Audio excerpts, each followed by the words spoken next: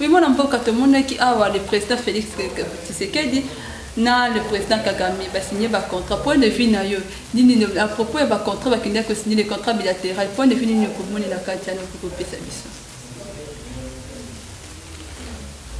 il y a un maman que Félix Tshisekedi, c'est lui le premier diplomate de la République démocratique du Congo.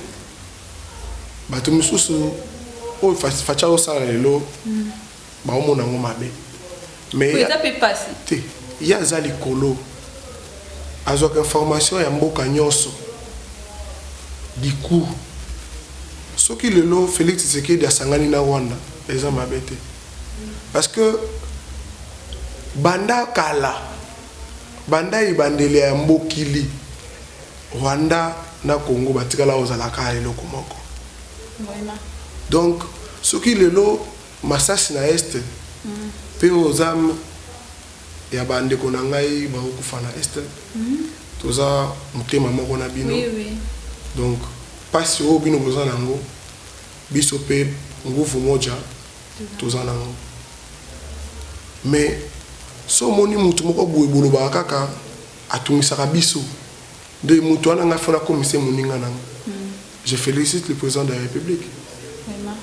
Parce qu'aujourd'hui, a commis moninga Kagame. Tout à la secours, bitumbe utaka.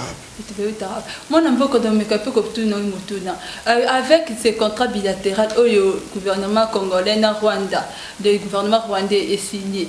Pensez-vous qu'avec ces contrats, le peuple congolais ou les commerçants congolais vont bénéficier avec la baisse des prix qui dans 3 mois ils causent une exécution. Avec le commerçant congolais, est-ce que vous allez bénéficier en Angotonie? Sinon, baisse des prix, ça va beaucoup plus côté ministère de l'économie nationale, parce que c'est lui qui régularise tous les prix qu'on sort. Mais quand on parle du contrat avec le président Kagame, c'est beaucoup plus du côté il y a minéré. Tout le monde Rwanda a minéré nabiso illicitement. Donc, azoaka baibaka. Minéré na biso. Ok, c'est bon. Tellement yo yibaka minéré na biso. Félix a dit que ok, c'est bon. Biso suko au bandako ya yo moko ozui. C'est ça le roi piège. Mais maman, babi ki bakosaka babi ke moi suana za raso balambi ayibaka biloko na nzungu. Ba pesi olamba. Ba pesi biloko olamba, totala so bakotonda. Donc ya mona. Donc au Félix a sali vraiment, je le félicite encore parce que mais ngala osenga ko et loko a sali, pourquoi pas vraiment acheter la technologie? La République démocratique du Congo a assez de moyens. C'est un pays potentiellement riche. Bateau basé na machine wana, bateau basé na matériel wana. Bakou goya pe bachango na Congo. Est-ce que vous pensez que c'est possible? Qui a dit que c'est impossible? Non, non, bien. Tout le monde qui fait ça, l'impossible n'est pas congolais. L'impossible n'est pas congolais. Parce que Congolais ne vivra une impossibilité. Mais il y aura toujours aux joies. Votre partout dans le monde entier, vous avez comme la chaîne YouTube la Bino Washington TV, une chaîne pas comme les autres. Alors, cher Internet, abonnez-vous massivement sur notre chaîne YouTube Washington TV pour notre information toujours en temps réel. Oui, c'est bien votre humble présentatrice, la Miss de la presse congolaise, Merveille Bebo Mbomba. Il ne fait pas comme les autres, il fait la taille S, c'est-à-dire Massa Moukia.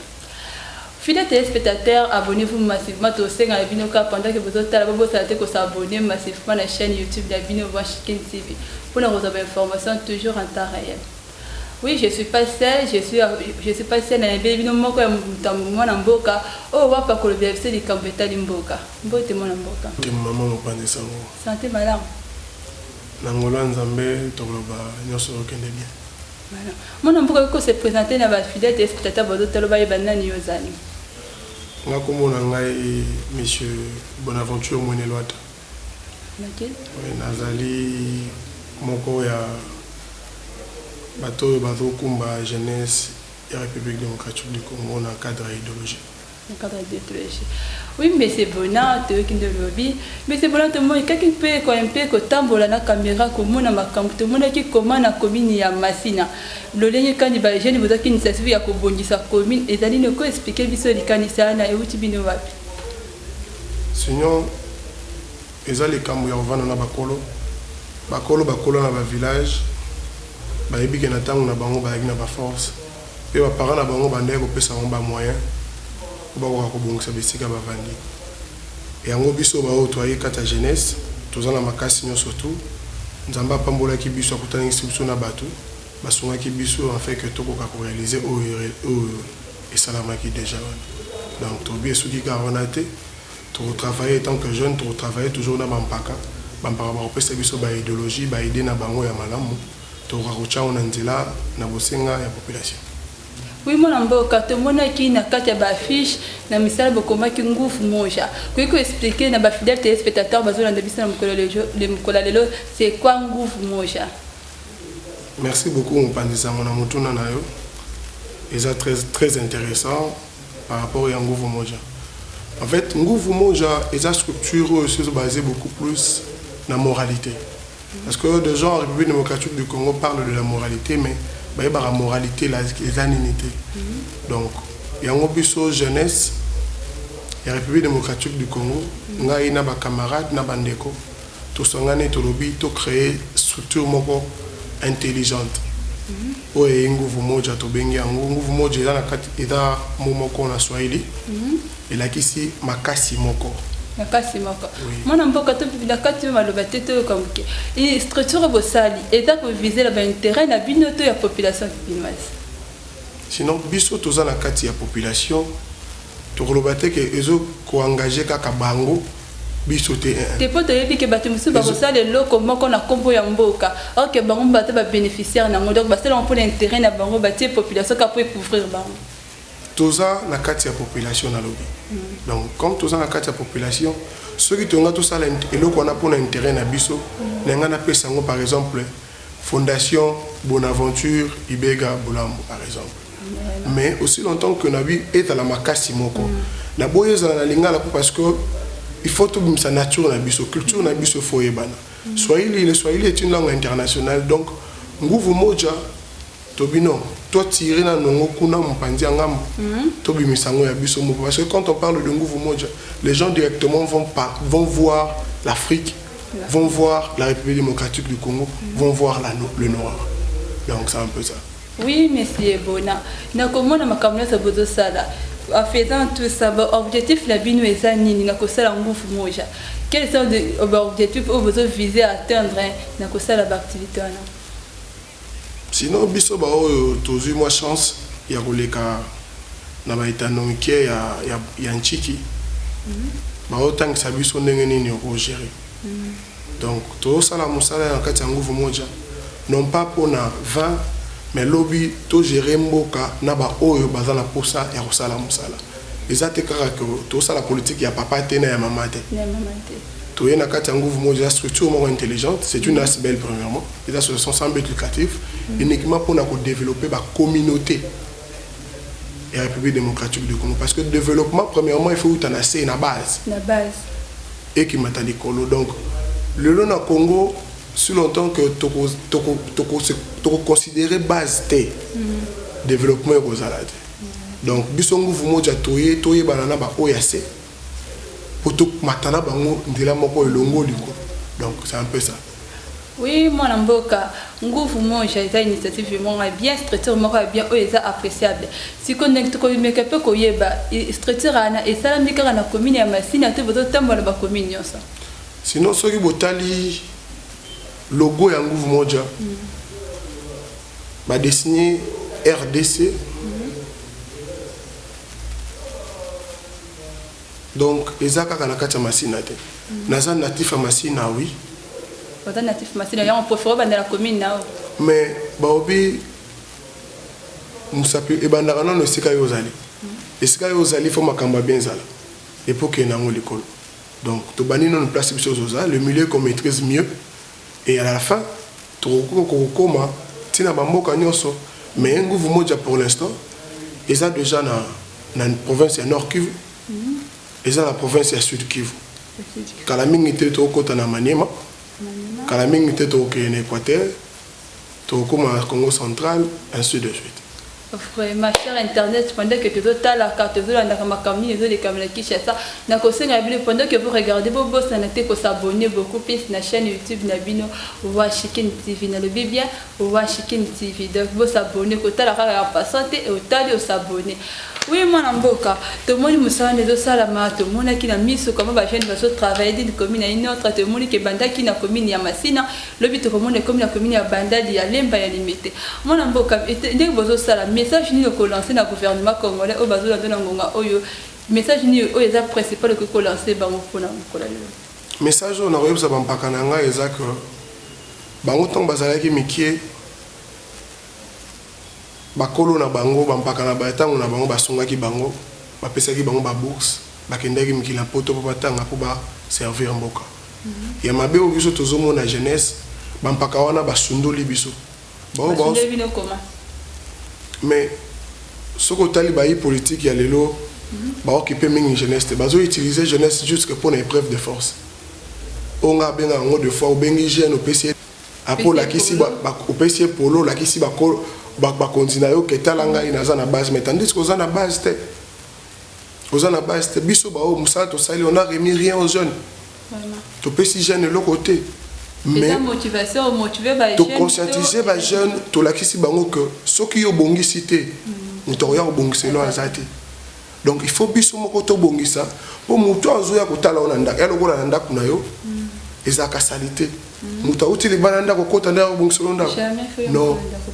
Mais yonde mutali boso fo bongisa ndako na yo so bongisa ndako na yo tu verras que même ata muto aye à côté na wesa sali petit besoin à moni salité biloko ne zaka propre il faut yemoka salini a bongisa makamnyo surtout c'est pour cela je demande à la jeunesse congolaise de se prendre en charge parce que si la jeunesse congolaise aujourd'hui se prend en charge au monde mboka yo keneli boso Congo et que se développer. Message nous que s'adresser au gouvernement, bah conduit va total pour nous soutenir. Le message nous que le babon. Sinon il y a les bosso na repère ça. Merci mingi na papa Félix Tshisekedi pour appeler ce gouvernement aux élèves bandakala. Ils ont un peu cadencé, il y a des jeunes et na monique il y a déjà l'application de l'exécutif. Il y a le ministre de l'économie nationale que je salue en passant mais c'est Jean-Marie Boulamba Yuma que je salue en passant. Aza mutu moko boye oyo a vivra na ba o ba dirigeant mboka oyo etongo yepa comme en tête ya ministère moko boye bi non à mon époque c'était pas comme ça je dois remettre les choses en ordre je dois remettre chaque chose à sa place donc non senga ka que ata la mingi jeunesse ata la jeunesse jeune aza makasi jeune aza non ata ya kotanga ce qui a été bourse rozala pona ba jeune ba ke kutanga mikili ya poto ou soit to créer ba chiki ya bien et ba formation pour na et soulever sous exécutif nous Vumoja on sera derrière ce gouvernement vraiment.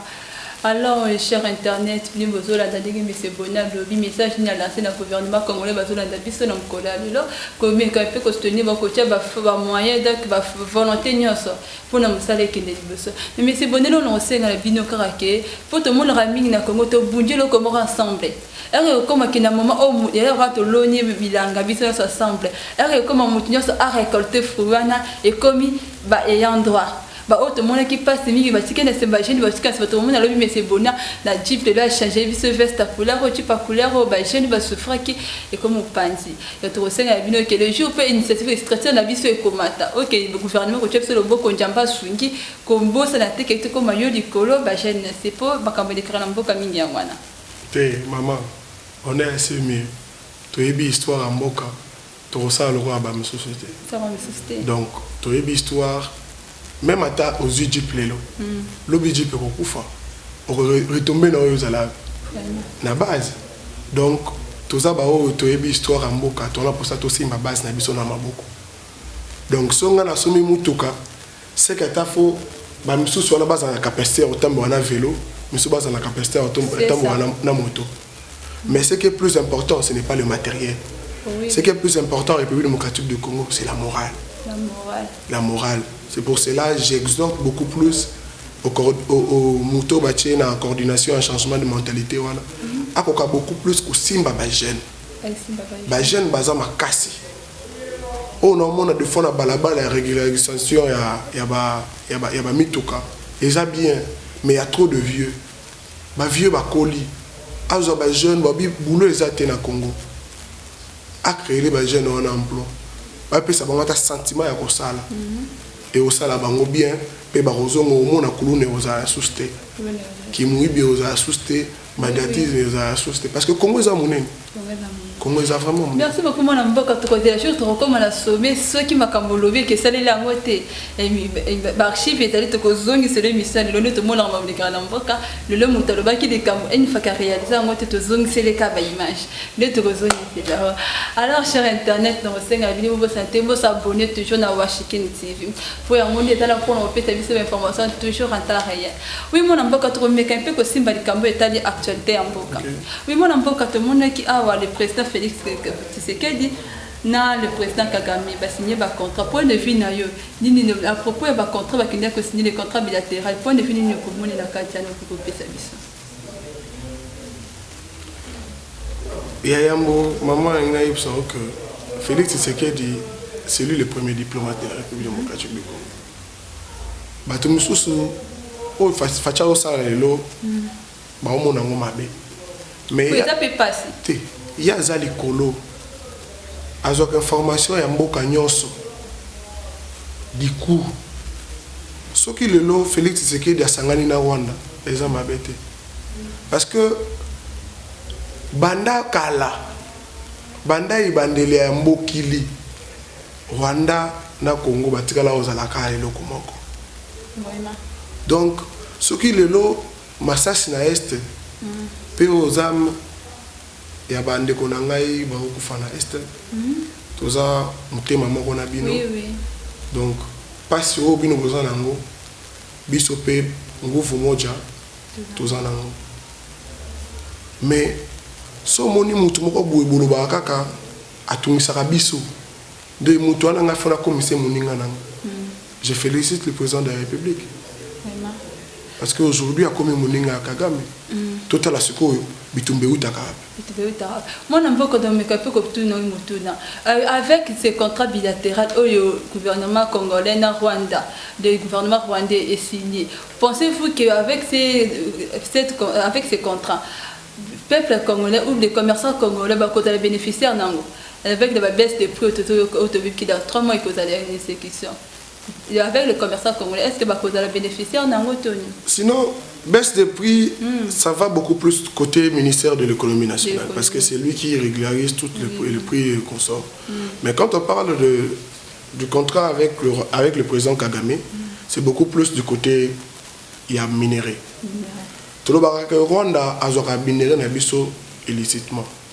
Donc, azoaka baibaka minéré nabiso.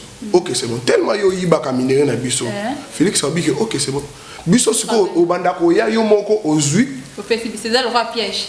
Mais maman, babi ki bakosaka babi ke moi suana za raso balambi ayibaka biloko na nzungu. Ba pese olamba. So ba pese biloko lamba totala so ba bakotonda. Donc ya mona. Donc au Félix ça dit vraiment je le félicite encore parce que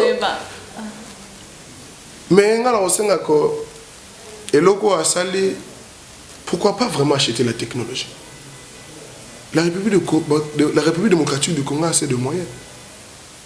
C'est un pays potentiellement riche. Bateau basé na machine wana, bateau basé na matériel wana. Bakou goya pe bachango na Congo. Est-ce que vous pensez que vous allez possible? Qui a dit que c'est impossible? Non, non, le bien. Tout le monde a forcément comme ça va se passer un peu que d'autres temps là. Au moins qu'il y a une petite vie aux autres est-ce que vous allez l'impossible n'est pas congolais. L'impossible n'est pas congolais. Parce que Congolais n'a vivre avoir une impossibilité. Mais le barra toujours aux joie. Donc autant n'ango pour ça ndeko koma. Fati bungsa mboka na yo. Biso pe ayo tous en asima na yo, toujours défendre kaka ba vraie valeur. OK. Et là on a défendu. Vraiment avec tout comme Simba les Cambodge, t'as dit baisse des prix. Ah tout le monde que babi dans 3 mois va baisse des prix comme en exécution. Programme hana, stratégie hana, initiative yana yo monyo ndingeni. Mais ngana koli na yimo na muke kokeza ina. Oui, moi n'importe quand tu le bali kambo et tali baisse des prix. Faut pas que dans 3 mois quand ma tali baisse des prix vous avez déjà en exécution. Yo zo mon on dit avec cette idée là. Mais c'est le ministre de l'économie qui parle. Qui parle, oui, tout le monde a comme ministre, on dit Balobaka. Oui, puis qu'il y a que tali bat va souffrir là beaucoup plus bas. Vous voyez, de côté là le baisse des prix, ensuite avec 10 000 francs de potana la wendeza bien, elle retient baisse des prix. Va commerçant, est-ce qu'elle va se retrouver? Non, le problème est que et là on a eu ce moment on a combien? Vous êtes quand on a combien? Vous t'as taxe à combien? Premier angona. Jeune on a marambo ya jeune de. On a marambo ya exécutif. T'es exécutif est problème exact. Pour elle va tu toi qui quand même une gratuité de l'enseignement. Bah tu vas souffrir et ça bah tu va se tang. Gratuité de l'enseignement. Pour toi qui gratuité de l'enseignement avec gratuité de l'enseignement bah bande ko attendez que foot tu dois un peu plus très à l'aise. Là c'est là qui comme il faut le to comme mona voilà va se tanga na ba normal sous-souté. Sinon nakutana na mutu moko boye. Sanga ah bona. C'est que biso dans notre temps classe ezaki non ya bien. Vraiment. Mais le lobby no botanga classe comme nguluma. Classe comme nguluma, classe comme ya combo. Je m'arrête pas là et je n'encourage pas ces dires. Le problème est que la jeunesse congolaise doit premièrement connaître comment se développer lui-même. Pardon, la carte on a au katoté tikanga maloba. Yum to benga nazo comprendre. Tenga fini nazo koloba. OK. Tikanga na si sa maloba nyonso so katinga maloba. Bah au bord de biso bah comprendre l'eau on a dans la montée. Donc jeune il faut apprendre à se développer. Le développement personnel c'est très bien. Je me dis deux fois ce qu'on nous enseigne à l'école, ce qu'on nous enseigne à l'université, deux fois c'est un peu limité, c'est un peu limité. Oui. Mais il faut jeune yomoko au kendi ko se développer, ko développer au yotangi ko bakisa. Misous. Comment expliquer aux jeunes comment développer au bataille? Moi j'appelle la jeunesse à la conscience. À la conscience. Mais et jeunes fois à la conscience. Tout le monde à la conscience. Mais l'autre tout le monde qu'est-ce que parce que l'autre de salama jeune tout autant mingi. Na Congo to komuna na carte auditoire to dake s'il y a des licenciés autant na carte auditoire il y a beaucoup d'étudiants de bisa to ba licenciés au komuna to ba ko le biso to match na mitu comme tu sengotika la kaya jour à collation après ça ba jeune sengotika la jour à collation là tu touches ba mbelo à longi na après ça tu rentres à la maison au diplôme ngumbi au tien na chambre qu'est-ce qui se passe avec ça? Chez nous en droit on dit il y a une différence entre un licencié en droit et un juriste. Oui. C'est pour cela, en quelque sorte, de manière technique, un juriste, donc il atteint une classe, une filière, il faut maîtriser la matière et la filière. Voilà. Et le but est que n'atteint une classe pour un titre. Non, être licencié, c'est un titre. Oui, oui. Mais avoir la matière de ce que tu es en train d'étudier, c'est autre. C'est autre chose. Donc là, ça demande un développement personnel. En fait, le jeune, deux fois, ils ont un problème. Nous avons un problème. Quel problème? De la créativité. Tout le monde a créé. Moi, même maintenant, la cabine, au cas où on appelle cabine, c'est une cabine moderne. C'est une cabine moderne. Tout le temps, deux fois, on a un film, non? Tout le monde est à Londres, tout ça, va film à Londres, beaucoup plus, la cabine publique, tu vois. Hein? Il faut que ça là, je ne sais pas la cabine parce que aux la fond, tu as quelque chose, tu as un fond.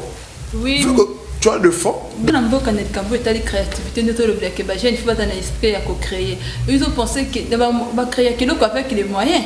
Ce qui va se retrouver. Tu peux avoir une cabine à ça et dans la forme qui peut permettre de à ça là au délai de fond. Mais le problème est que le mal est que les jeunes sont comme si NASA contrebande. Mais NASA un esprit positif. L'esprit n'a vraiment positif et négatif.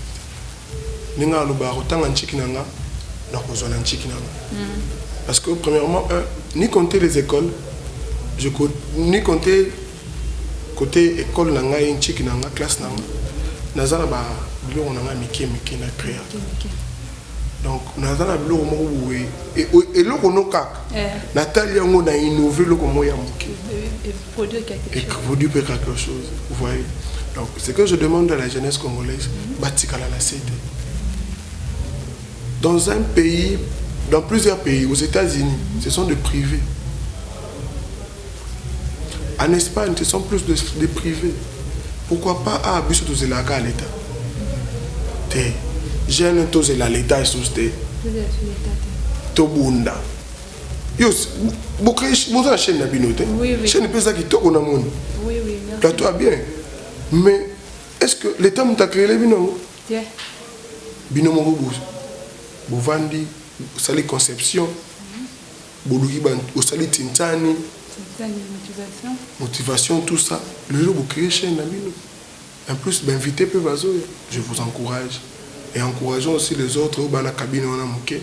Cabine on est comme la cabine, mais comme à lobby.mpesa. Oui, oui. Point Kitigo Cash. Bah comme il paye ma banque. C'est comme ça. Moi, je suis très bien émission. Moi, je suis très bien la structure à jeune au Sangisi, à la commune à une autre. Souci principal, la commune à Massine. C'est pour la natif de la commune à Massine, pour bâtir la commune à Massine. Souci principal, c'est pour le message aux adressés aux fidèles téléspectateurs dans une minute. Logique, c'est un moko. Nguvu moja, il a accès à makasi moko. Lisapi moko donc ma vie na ngai nyonso ya changu ya Masina particulièrement ya République ya Kinshasa to son bosunga biso na yebi que bino bozali boso biso tozana sima. Je peux encore dire que biso à venir na biso za liboso.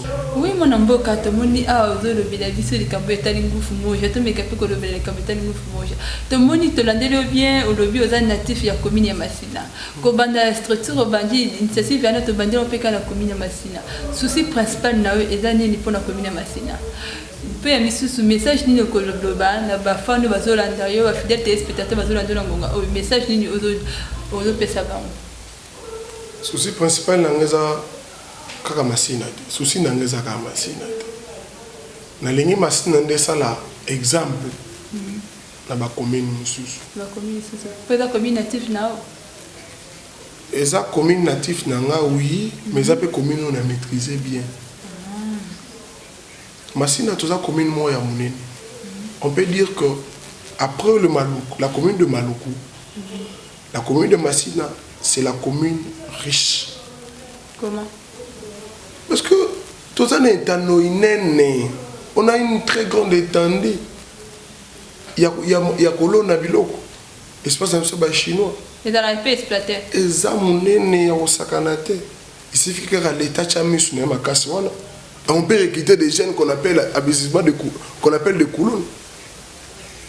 Des jeunes qu'on appelle abusivement des malheureux, des pauvres. Parce que non, c'est compliqué, maman. Oui, oui. Gouvernement provincial, les entités territoriales décentralisées, des bourgmestres de la commune doivent connaître leur commune.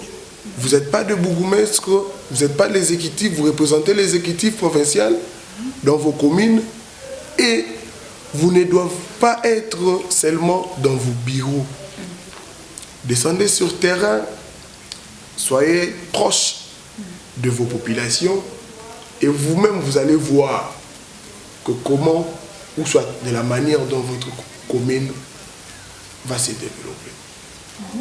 J'interpelle encore le bourgmestre de la commune de Massine ainsi que d'autres bourgmestres d'autres communes de se réveiller, de ne pas rester seulement au bureau pour nous poser là, mais solo, il y a des taxes où on a tout ça à Mickey, il y a des Wendy et tout comme ça. Mais plutôt, il y a quitter le terrain. Il y a Rosala Moussala.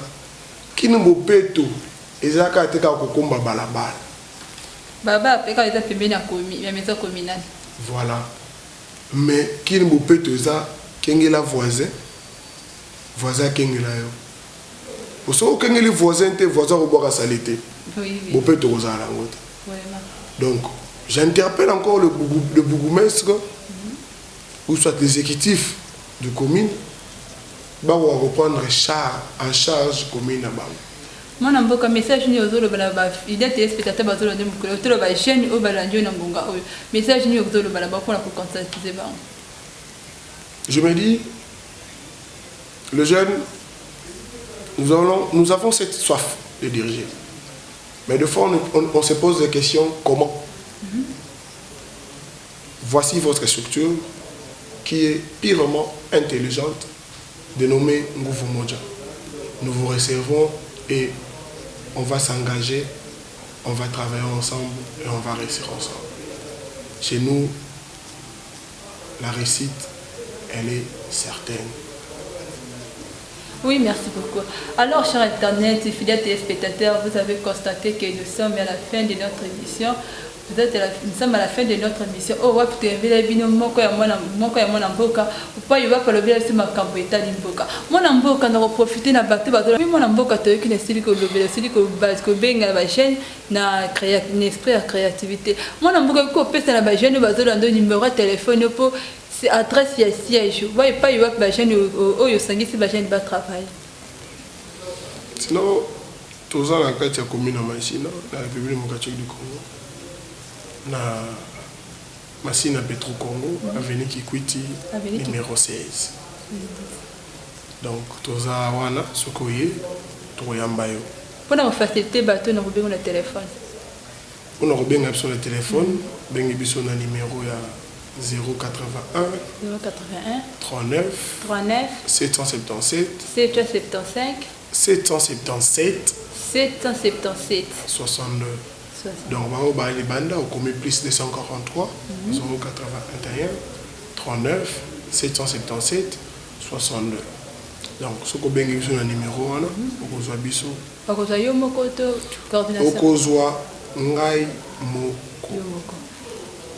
Merci beaucoup, cher Internet, fidèles téléspectateurs, de qui mon amboka lobby, ma cambo a constaté les cambo et talibaj. Alors, cher Internet, vous avez constaté que nous sommes à la fin de notre émission. Oh, wapi, tu sais que le mon amboka a lobby la qui vit les cambo et talibaj.